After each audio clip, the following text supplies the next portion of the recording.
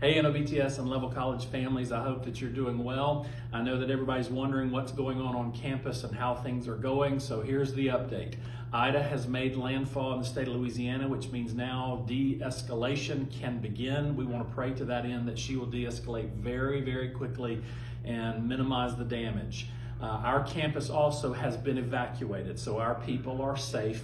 We're very grateful to God for that. We have key personnel on the ground, facilities and security and things like that are running ops, and we will keep everybody informed as things progress. As of right now, power is still on campus, so we're very grateful for that. We do suspect that it will go out here very shortly.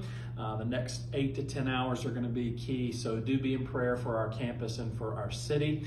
We will keep you updated in real time as we get information, but as of right now, it's just the waiting game of sitting back and getting her through and getting her past. But as of right now, our campus is evacuated. Our people are safe.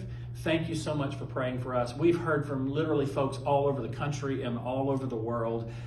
Folks from all over the Southern Baptist Convention have reached out to us wanting to know how they can help. I just want to say a personal word of gratitude and thanks to all of you. I've heard from all the other presidents of the other schools and of the Southern Baptist entities. I've heard from pastors all over the place. I've heard from state execs. I've heard from literally almost everybody.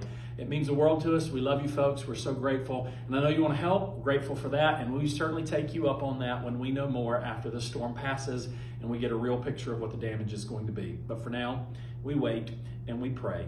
Our campus is evacuated. Our people are safe. And we are trusting God through the storm. So thank you so much. We love you folks. We'll keep you posted.